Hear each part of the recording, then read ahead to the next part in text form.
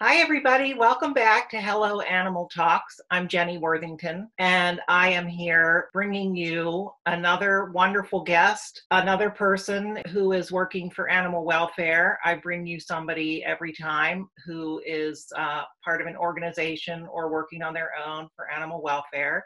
And it's my pleasure to introduce Patrick Ramage, who works for the International Fund for Animal Welfare and is their whale man. So he has been working diligently for the protection of whales around the world, working with the problems of pollution, ocean traffic, ocean noise, and working with countries around the world against whale hunting. He's been to the International Whale Conference with a delegation 12 times and maybe more.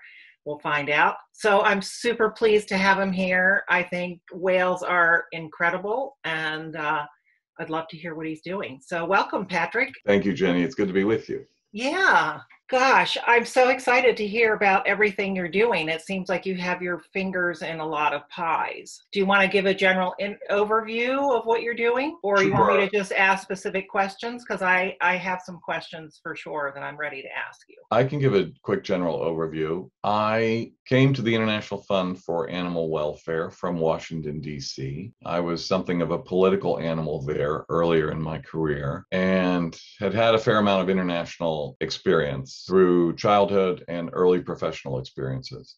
So when the opportunity arose to migrate to distant Cape Cod, Massachusetts, and to work for an international animal welfare organization, I was very intrigued and wanted to explore it further. And based on certain childhood experiences and subsequently with my wife, I felt a real pull toward whales and dolphins and the ocean environment. And so, fairly early in my time working as director of public affairs then for IFAW, as we call it, I began concentrating and spending more and more time on some of the important ocean-related marine conservation and whale protection work that IFAW is engaged in, both here in the United States and through our 16 offices around the world. I've been, as you referenced, to a number of international meetings, some 15 now. I think of the International Whaling Commission, the intergovernmental body that has a lot to do with whale protection, conservation, and international policy making on whales, and a whole wide variety of experiences and interchanges and international efforts aimed at protection of our planet's largest species and their ocean habitat. And these animals, as you alluded to, face more threats today than any time in history. Not so much killing of whales by humans for their parts and commercial trade in their meat and other products, but human activities of a different sort are affecting the welfare and, in fact, the survival of marine animals, whales in particular, in a whole variety of ways that we can get into. So over the course of 2+ decades now for IFAW, I've focused very intently on whale protection and been, as you say, kind of regarded as the whale man. We have a number of highly qualified scientists who are my colleagues that are very intently focused on marine mammals as well. I've tended to be more of a external representative, spokesperson, campaigner, and policy advocate for those species. It's been a fascinating time, and the issues get ever more urgent. The people that I get to work with, both at the International Fund for Animal Welfare, government decision makers, and other advocates, are just such a committed and sharp group of folks. I never thought I'd be with IFAW or any employer for more than 2 decades, but it's the privilege of my professional life, and I can't give it up. Well, it sounds like you're doing really important things because somebody's got to do it. We're sort of at a critical mass period, I think, where all these animal issues have to be addressed in order for humans to keep going as well. Yeah, our ancestors in an earlier time, a lot of their challenge, very early in the human experience, and then really up through several hundred years ago, was kind of to protect ourselves from the wild beasts.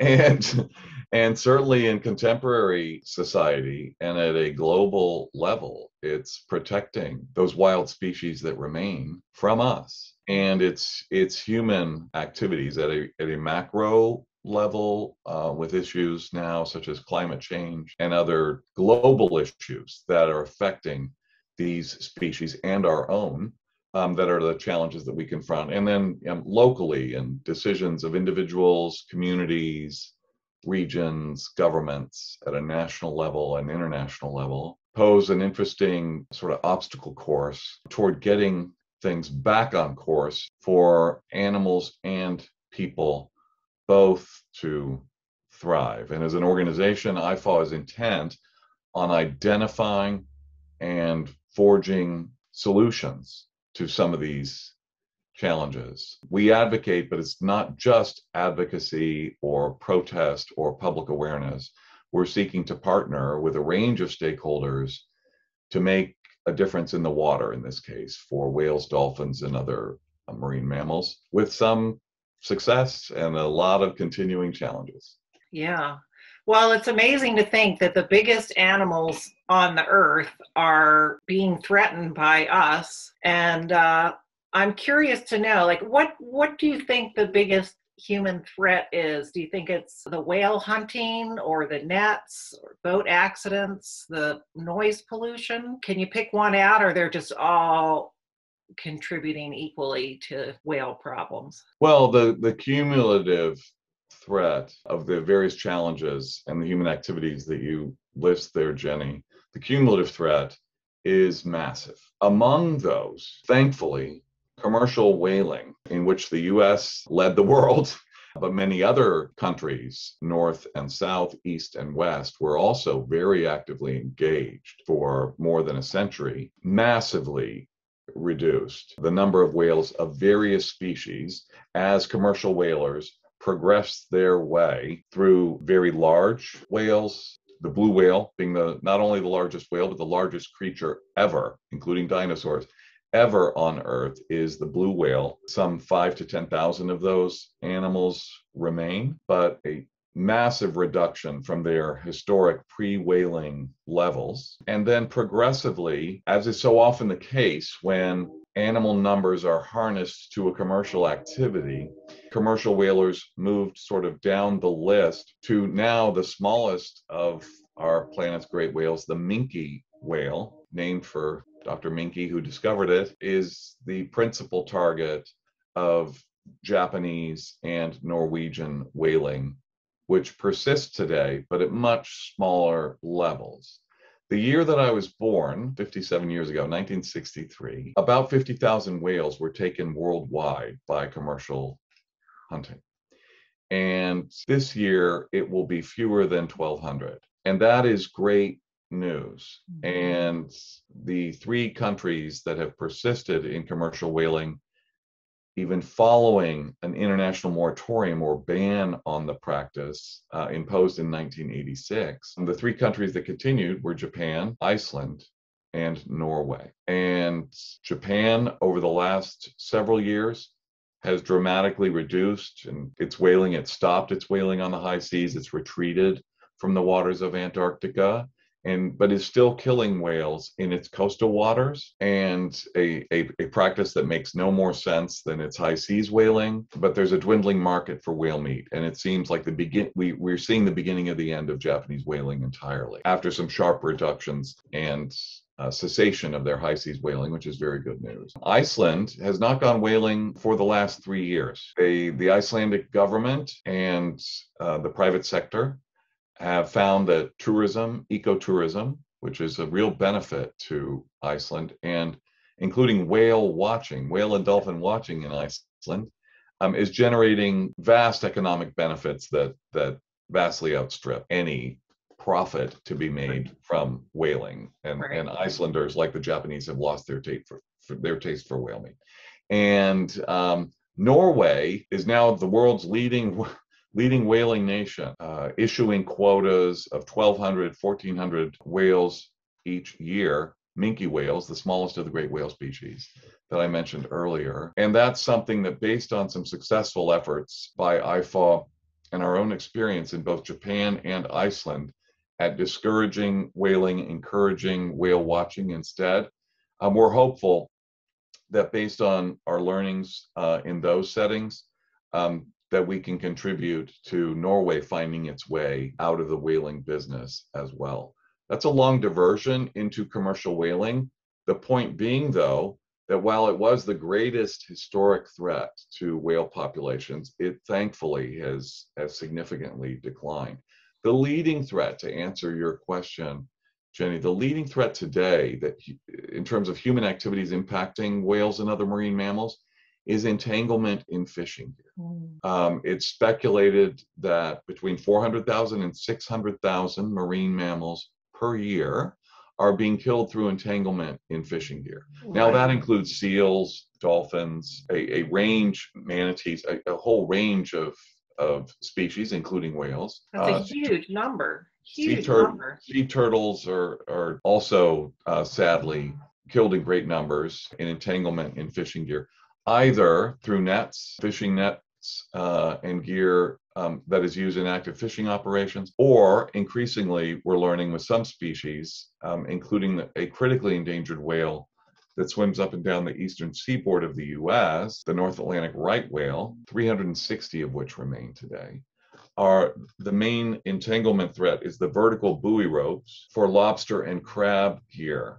So the vertical buoy ropes marking the gear that extend from traps on the bottom of the sea up to the surface. The right whales, unfortunately, the leading cause of death for right whales is entanglement in those vertical buoy ropes as these school bus-sized animals navigate up their ancient migratory pathways, they become entangled. After that, ship strikes, ocean noise, industrial pollution, plastics, which we're all more aware of now than several years ago, add on to the list of threats posed by human activities to these creatures.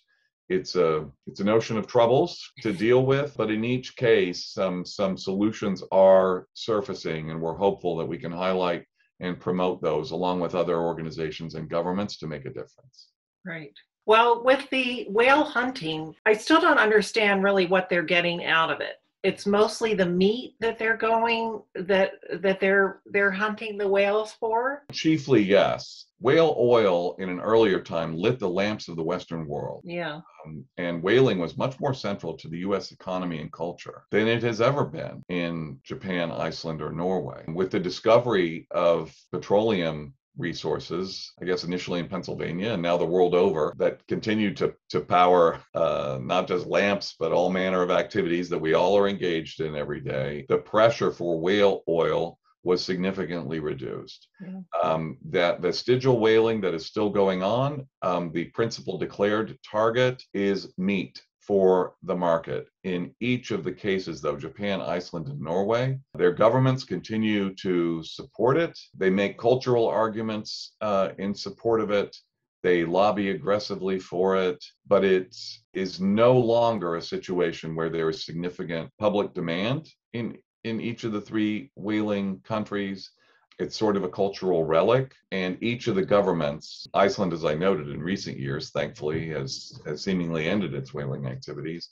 But in each case, despite government promotion and inducement of the various fisheries agencies, the sensibilities and taste buds of the public in those countries have thankfully moved on. So is it largely politically driven then? Like, do the populations of those countries, the actual people, support the whaling, or it's just more of an old political thing that they hang on to? It's much more the latter. So I've had the opportunity, it's been a real privilege over the course of my time with IFAW to spend a lot of time in Japan, and drawing on some earlier experiences in my environmental work with political leaders in the US and Japan. I've had a lot of opportunity to interact with Japanese decision makers, elected officials, and government officials in Japan. And my own direct experience and public survey work that IFAW has conducted, other groups, Greenpeace, some years ago, worked with Japanese agencies to do a lot of public opinion survey work. And I know from my own intense interactions with Japanese politicians and from the numbers in nationwide surveys that it would be misleading to say that the majority of the Japanese people support whaling. Most, and partly this is a cultural phenomenon, but most respondents in a nationwide survey in Japan would identify themselves as indifferent or not having an opinion on whaling. And so Japanese friends have taught me that no. The Japanese in the main are not pro whaling, but they are anti-whaling. Which is to say, if groups from outside Japan are protesting Japanese whaling and governments are giving the Japanese government a hard time about whaling, that does not go over well in Japan, including in the corridors of power in Tokyo. Right. That is not a uniquely Japanese phenomenon. We in this country don't appreciate really other countries explaining to us why our practices are unacceptable. But as an advocacy organization, and there are many fine and committed organizations working hard on these issues, and certainly have been over the years, on the whaling issue. The challenge is to approach the issue and the decision makers in ways that don't result in them just circling the wagons and doubling down on their policy. And that challenge, I think it's safe to say that some external protests and activities by both advocacy organizations and governments have almost extended the period of time and kept some limited whaling on life support in a way, because conservative pro-whaling politicians have used that external pressure to rally internal support for an outmoded industry that really has no place in the 21st century. So it is mostly a political phenomenon in Norway and Japan, in very particular coastal communities that have significant political influence. There is a pro-whaling lobby. Some of that is generational. Younger folks in Japan, Iceland, and Norway really aren't that interested in whale meat, but an industry in its final death throes, apologists for whaling in all three countries have been increasingly desperate and sometimes used nationalism and national pride as an excuse for perpetuating an unacceptable activity. Yeah. So you have to be a real diplomat when you're approaching this issue. A mix of carrot and stick is important, but ultimately the decision to end whaling in Japan, Iceland, and Norway is not going to be made in Washington, D.C., or London, or Canberra, or Wellington, New Zealand. And it's not going to be made on the floor of the International Whaling Commission, where a moratorium was imposed.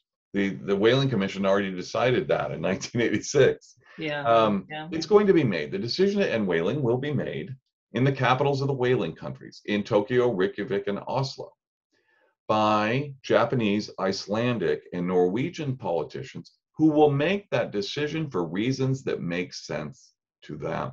Right. And accelerating that, I think, inevitable decision is what we have focused our limited resources and efforts on, with some success. That's a more subtle, and in some ways, in terms of a media story, whatever, it's a less compelling contribution, but vital, almost assisting these countries in migrating out of this outmoded practice. Yeah. Do places like Japan and Norway have any kind of whale watching tourism going on? Yeah, all three whaling countries, there's world-class, spectacular whale watching. Really? And that has been very helpful. Whale watching now takes place in 120 countries and territories worldwide. Wow. It is a truly global ecotourism success story. If you count ticket sales and the sort of secondary tourism revenues associated with whale watching operations, it's a $2 billion contribution to coastal economies in these many countries. And we know this because I fought first in 2001 and then again in 2010 did a painstaking, we worked with environmental economists, a group called Economists at Large from Sydney, Australia, and did a painstaking survey over a 2-year period in each case of whale watching operations in each of this growing number of countries conducting this practice. And ironically, some of the best whale watching in the world occurs off the coast of Japan, where it's an island nation, obviously, and where the depth of the ocean's just offshore of these volcanic islands, and the diversity and strength of the ocean currents in that part of the world affords tourists very close into shore to see many species of whales and dolphins. These are small scale operators, but more than 100 of them now, strewn from the northern island of Hokkaido in the far north to Ogasawara and Okinawa in the far south. And partnering with those committed Japanese operators has enabled a situation where, let me put it this way, Jenny, at least in our approach at the International Fund for Animal Welfare, where we are searching for solutions that work for animals and people that allow both to thrive. So our particular focus and obsession is identifying solutions that work for both animals and people, where wild species can be conserved and communities can prosper. In the course of that work, one of our learnings is that being for something, advocating for something, can often be more effective than protesting against. Mm-hmm. And our work with Japanese whale watch operators, as with Icelandic and Norwegian whale watch operators and ecotourism businesses, and that whole sector, that's a situation where you are being pro-coastal economy and community. You are being pro-economic contributions nationally and regionally. And it's not just pointing the finger and bashing the individual whaler or the government that represents it. That pressure needs to continue. And we've helped facilitate and amplify on that pressure in different settings. But part of helping government decision makers find their way to the end of whaling is for them to see the economic benefits that flow to these same communities who are now prospering much more than they would be had they continued to go whaling, given the dwindling number of citizens that are interested in whale meat. So it's very encouraging to see this 21st century sector, ecotourism generally, at least, hopefully responsible ecotourism, and whale watching in particular, continue to expand. Yeah. Yeah. It seems like it would be kind of dicey, though, going out to do some coastal whale watching and maybe run into some coastal whale hunting. Does that ever happen? That has happened. It's on a limited basis. Much of Japan's whaling was conducted on the high seas, far away from its own shores, even as far as Antarctica and Antarctic waters.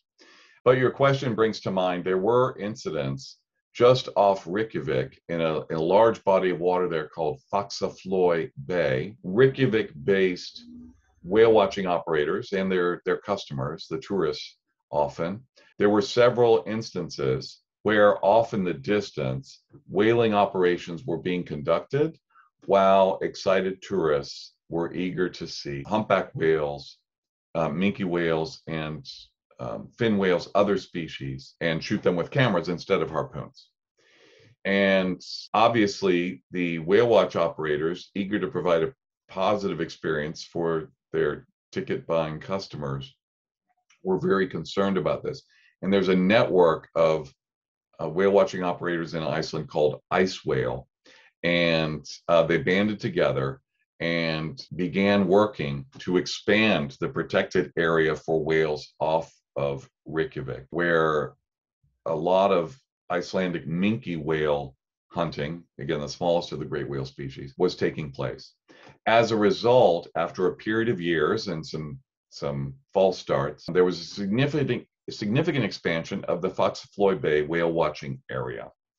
This forced minke whalers to travel a lot further out to an area well removed from the eyes of tourists and whale watch operators to conduct their whaling activities. That greatly increased fuel costs, and ultimately an industry that was already struggling and often in the red. 2 years ago, the Icelandic minke whalers said, we're quitting, and we're quitting permanently. And part of the reason is it's just costing us too much in terms of fuel expenses. So a positive effort to advance a safety area for whales ultimately was able to see the death of of the whaling industry in coastal waters in Iceland. A very welcome Yeah. development, and I'm always proud to partner to make that possible. Wow, that's incredible. Really incredible.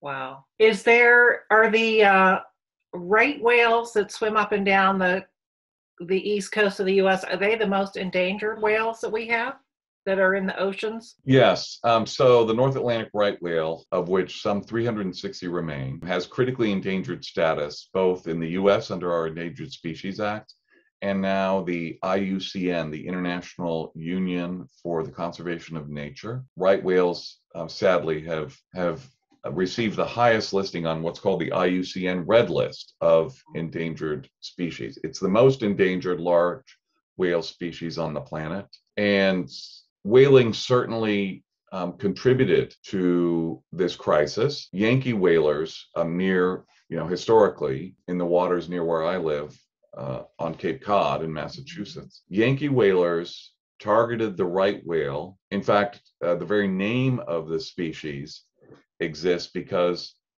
whalers deemed it the right whale to hunt. Oh. It's large, carries a lot of oil. It's a slow swimming species of whale. Spends a lot of time at the surface, so easier to target even for primitive whaling operations.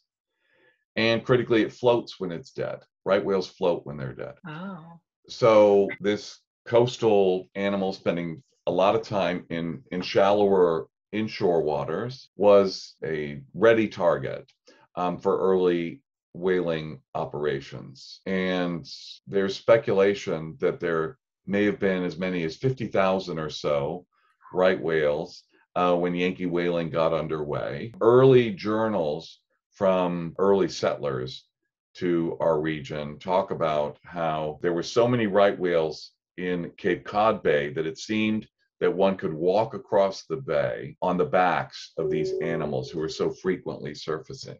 Wow. And it's a powerful reminder each spring, the remaining population, a significant part of them, up to 3/4 of the remaining right whales on the planet, congregate in Cape Cod Bay, about a mile from where I live, this significant bay off Massachusetts, as they migrate up from calving grounds where mother right whales are having their calves off of Florida and Georgia.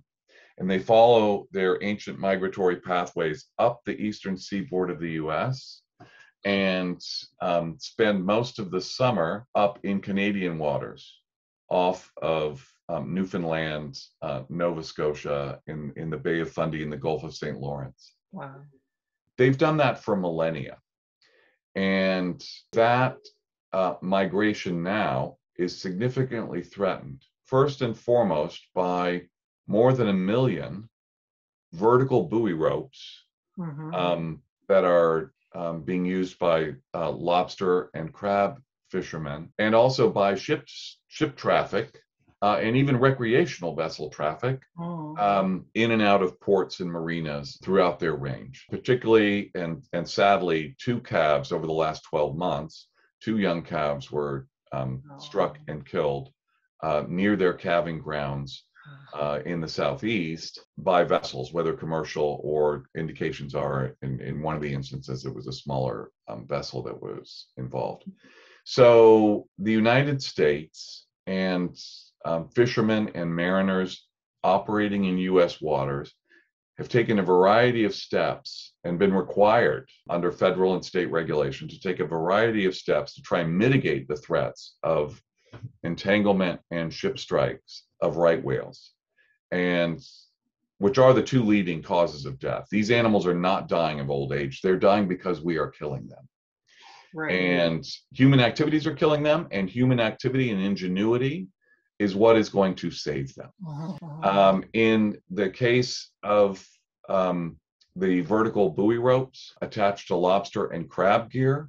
IFAW is working with technology companies and early adopter lobstermen on ropeless fishing gear, harnessing 21st century technology to allow a situation where the lobsterman sets their traps on the seafloor and as they usually do, but is able to recall those traps with acoustic technology so that like a Bluetooth signal is Right. sent and releases a temporary retrieval buoy up to the surface, sort of on-demand recall of the gear, rather than having a constant, persistent vertical buoy rope in the water. Technology is also coming to the rescue on the ship strike threat. IFAW has worked with federal scientists and some very creative app developers to create an app.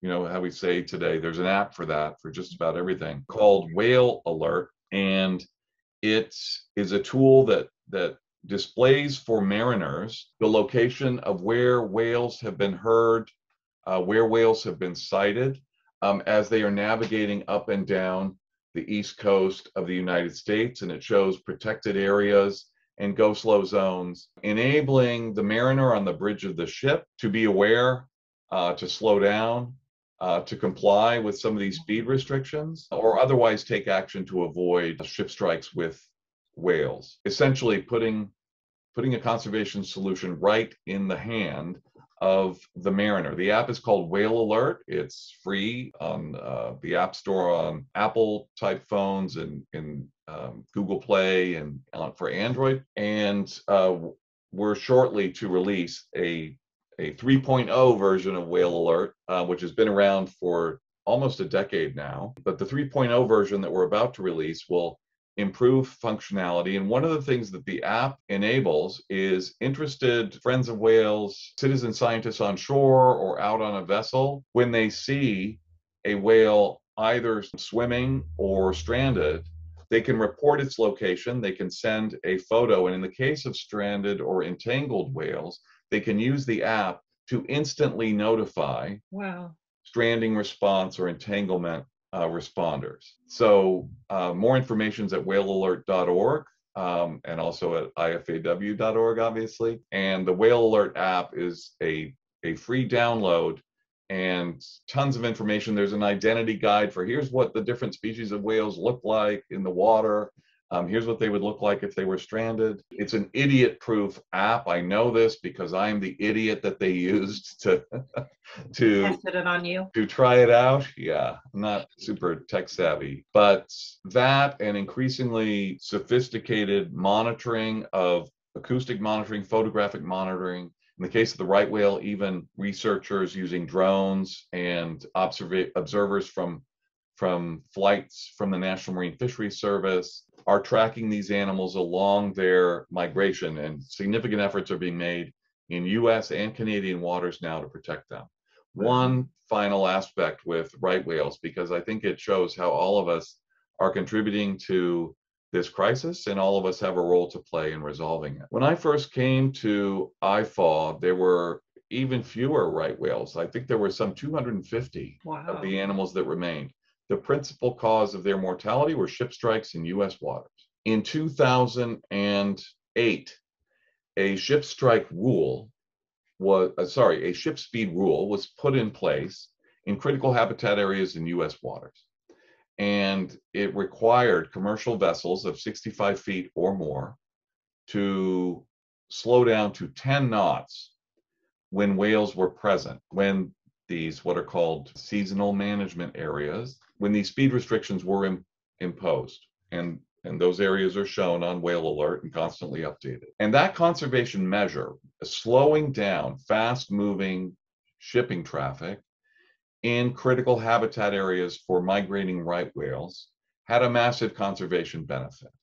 And by 2015 or so, the population had almost doubled in size. We got up as high as, well, more than 500 animals. Since that time, and over the last 5 years in particular, the right whale numbers have continued, have returned to a downslope. And now we're at 360 individual animals, only 80 of which are breeding age female whales. Wow.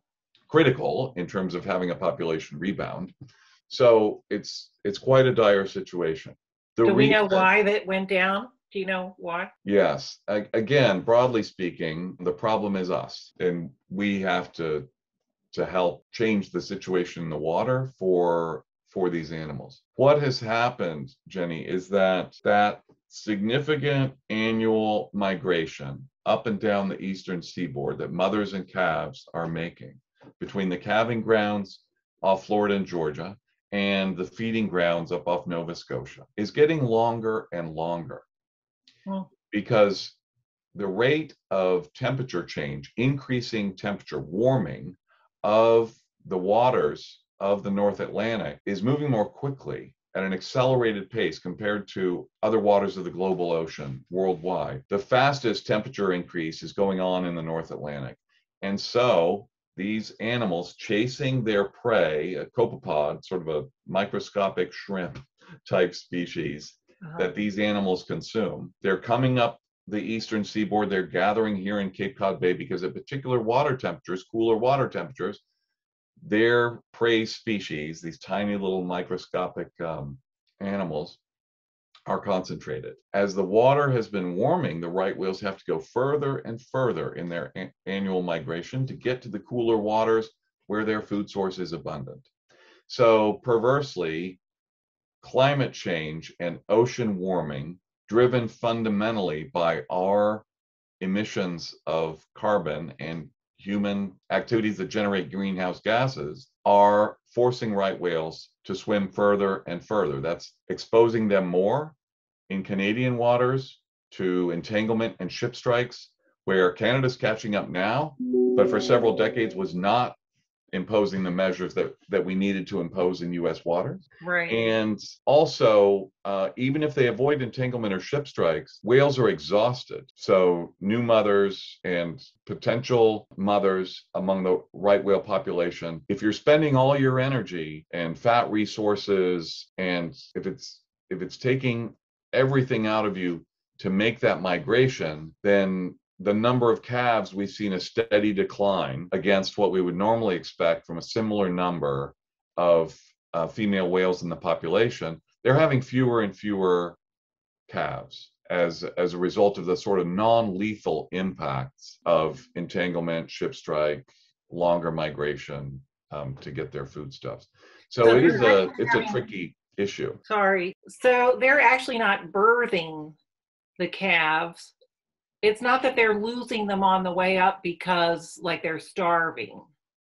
They're actually deciding that not to reproduce. Right. The marine biologists and experts that work with the Marine Mammal Rescue and Research Team at IFAW, and others we partner with, federal scientists, Woods Hole Oceanographic Institution, explain that if the stresses already on the individual whales are such that there are challenges to their ability to survive, to feed themselves, to communicate, etc., those non-lethal impacts, so they're not being struck by a ship, they're not being drowned through an entanglement, but are their fitness and ability to reproduce and successfully carry their young to term. The pregnancy cycle of a female right whale is about the same as our species. So their ability to successfully reproduce in numbers that will allow the species to rebound is severely compromised. Also, very recent research by an advisor we have to our Marine Mammal Rescue Unit, Dr. Michael Moore, renowned right whale veterinarian and researcher. He and colleagues have just come out over the last 6 weeks with a paper showing that those right whales that are being born, and right whale adult whales presently, are smaller than their ancestors. So again, this all relates to foodstuff and energetics and some of the very real threats. More than 80% of the existing right whales in the world show signs, scars of entanglement in fishing gear.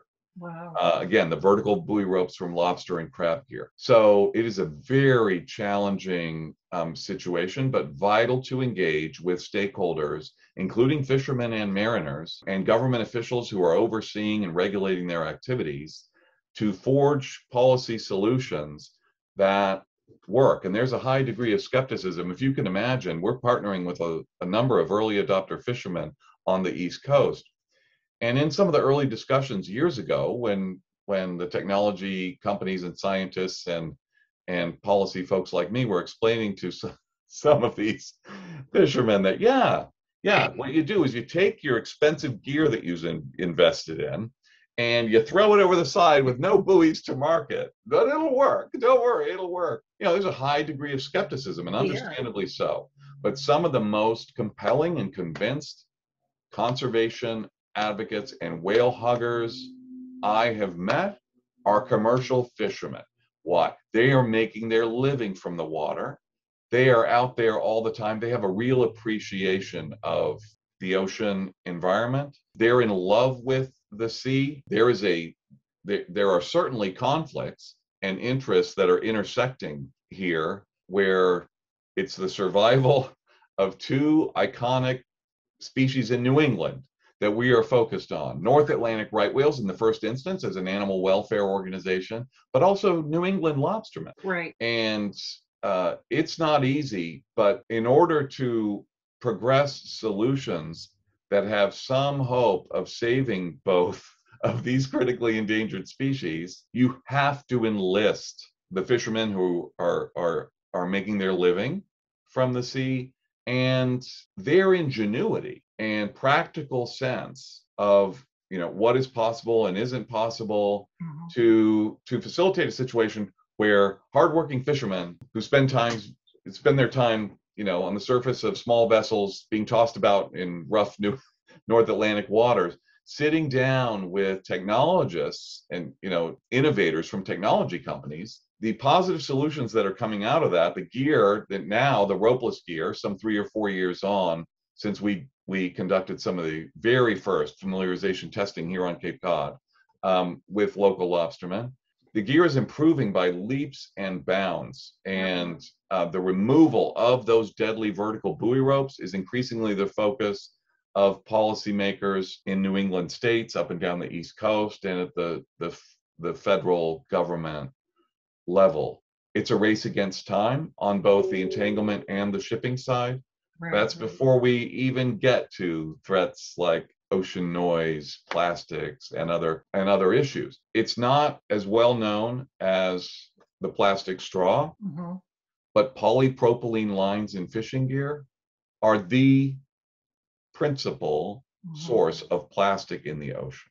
It's massive, and gear that is lost, so-called ghost gear, Right. are like a floating trap for right whales, certainly, and other marine species, both endangered and abundant.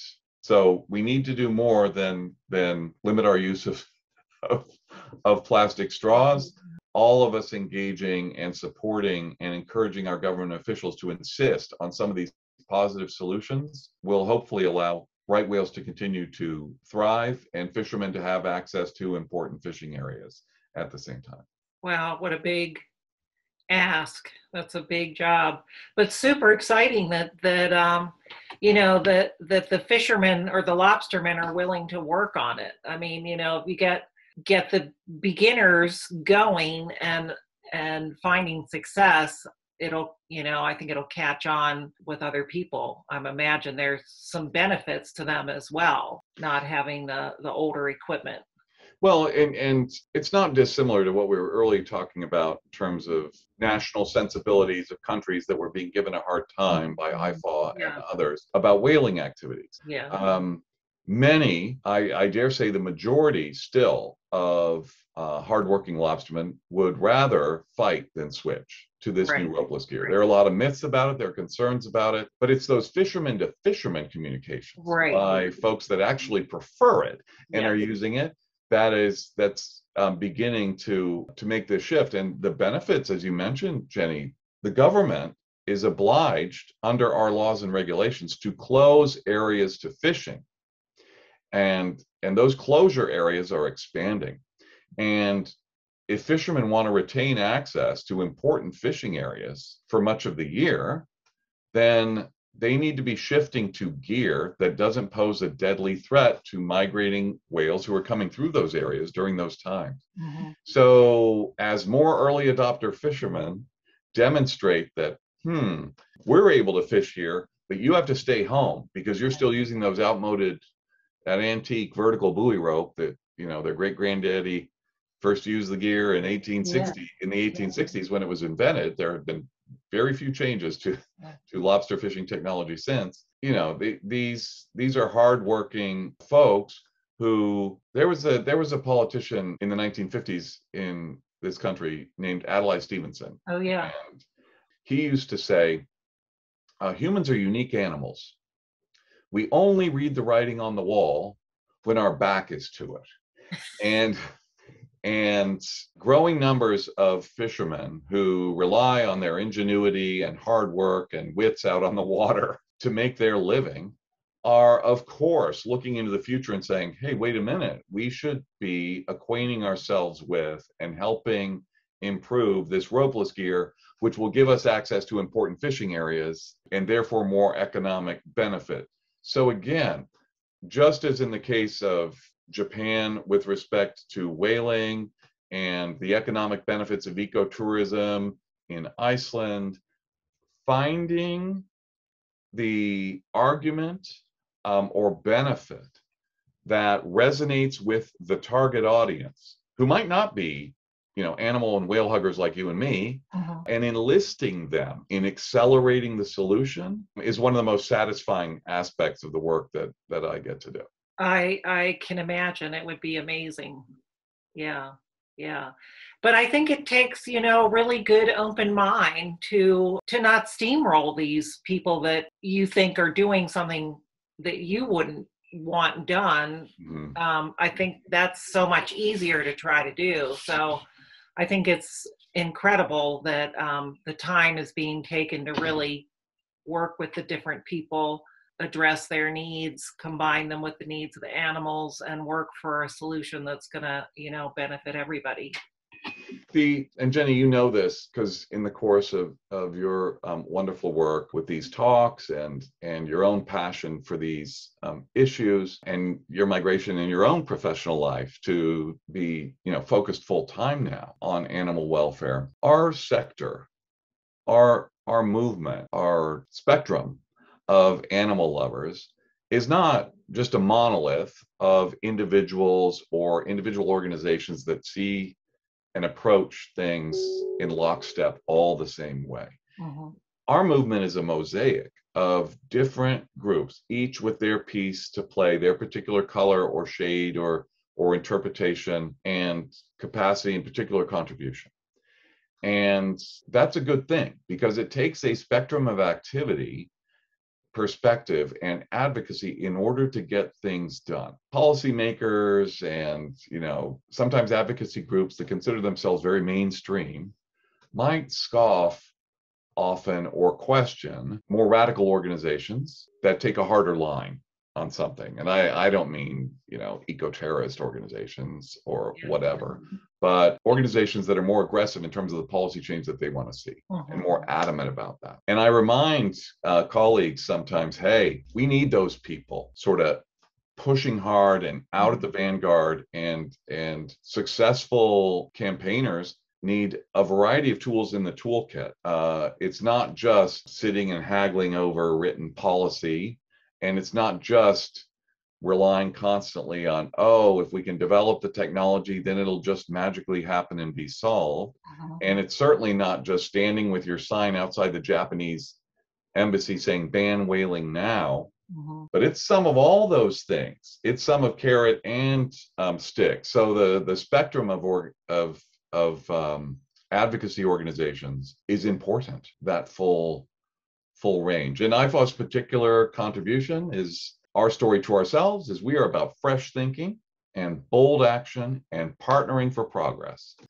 And we are so proud to join with other men and women of conscience and concerned organizations from across the spectrum of this community to try and forge that positive progress. And we have to accelerate it because scientists tell us, with the example of the right whale, scientists tell us that, if we don't accelerate these changes within the next 5 years, within the next 2 decades, this animal could be functionally extinct, which is to say there'd be a few individuals remaining, but not sufficient to ultimately rebound. Right, right. That's incredible to even think about. Our parents' generation functionally ended whaling, passed an international moratorium on the practice, reduced the numbers down from 50,000 50 years ago to, the last gasp of whaling today. And these animals face more threats today than ever before in history. And our generation's obligation is to look at our activities that are impacting whales and their ocean habitat and take whatever steps we can to secure these species for the future so that our kids and grandkids, can still go out and see these incredible animals alive in their natural environment. Yeah, yeah. Well, I appreciate everything you're doing. I really do. I've kept you for a long time, but I do want to just look over my questions here real quick. Sure. Let me just ask you one last thing and then I'll let you go. But like for people that are totally not interested in whales, what is the importance of them? Like what would happen to the oceans if the whales weren't there? Whales are a unique species in nature. They have unique status under international law and regulation. Most species are highly migratory, so they don't stay in one particular area. They don't recognize, national boundaries. And, these animals are the stuff of myth and story, and their presence on this planet precedes our own. In the whale is the first creature mentioned in Hebrew scripture. Genesis 1:21, and God created the great whales.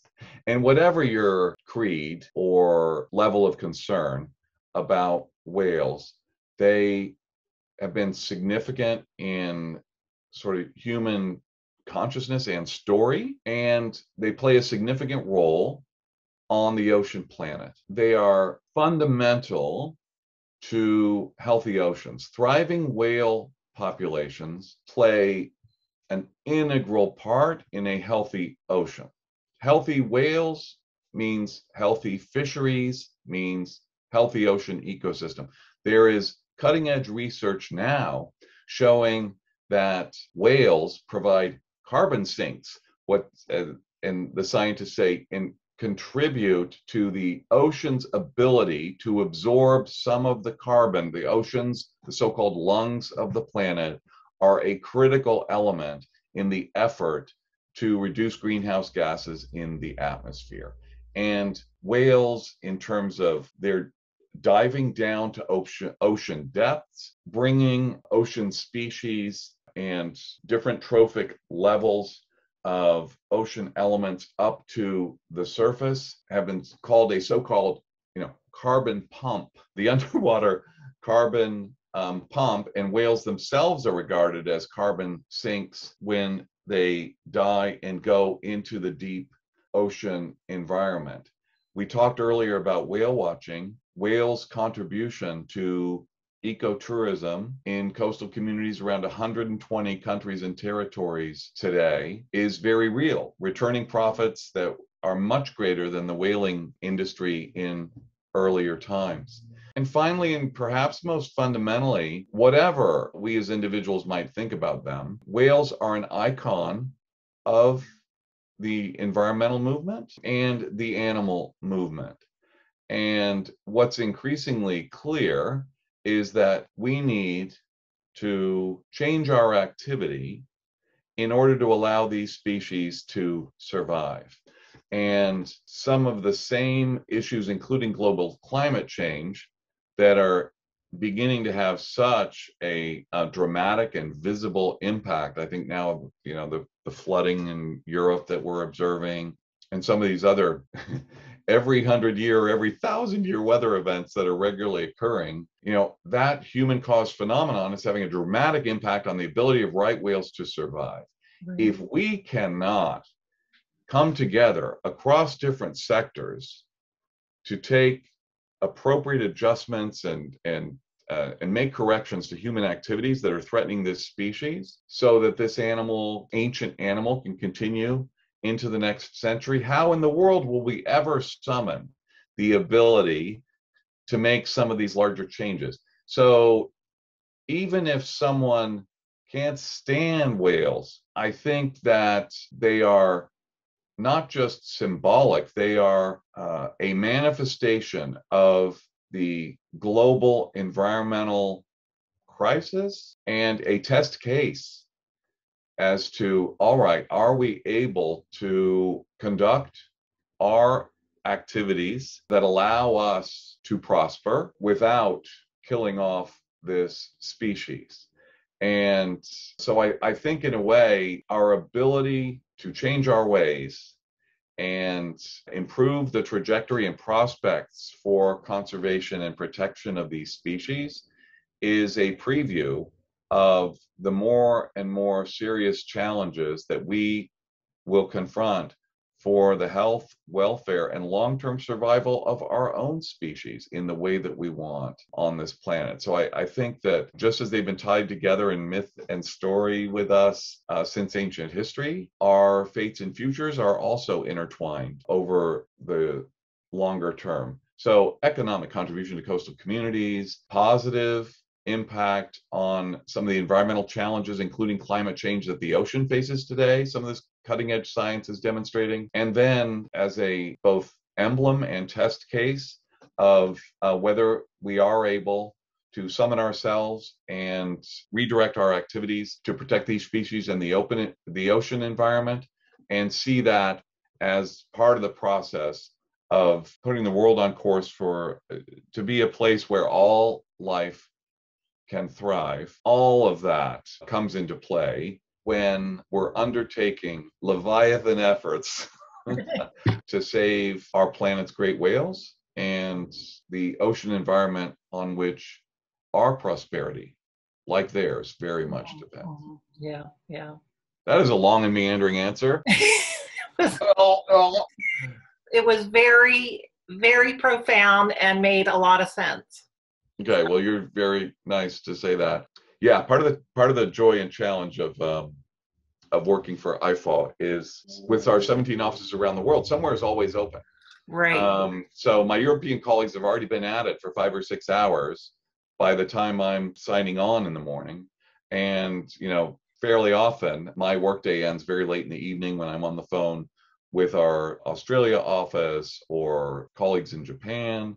It can be long days, but lucky us to be able to do work that has, such a positive and important impact, and to be joining colleagues both in our organization and more broadly that are committed to a better future for animals and people. Yeah, all over the world. I mean, that's super cool. Oh, it really, I pinch myself still every day. It really is. And it would not happen except for the commitment of folks like you, Jenny, and the people that are tuning in, because they're the ones who are supporting the work, encouraging change by government officials, taking actions, reducing their own use of plastic. So I have friends that are corporate lawyers, that are advertising executives, and they don't care less about the planet or their children's prospects for the future or whatever, but they certainly envy me for the work that my colleagues at IFAW and I get to do. And it's as I mentioned earlier, it is the privilege of my professional life, and part of the attractiveness of this work. And I know in your own professional migration, that's I'm sure that's a big part of the pull and power of it for you as well. Huge. Lucky us. Yes, it's huge. It's amazing. And the time is now. So yeah, I appreciate your taking the time to share all your knowledge with everybody. And hopefully we'll get the word out. And I think the key is just educating people that this is happening, because you can't help if you don't know. Yeah, I mean, awareness before action. Both of more are needed. And thank you so much for helping us at IFAW and others Yeah, my get the word pleasure. out. My pleasure. Jenny, thanks so much. Great to meet you. It was great to meet you too, Patrick. Thanks again for taking the time. All right. Take care. All right. Bye.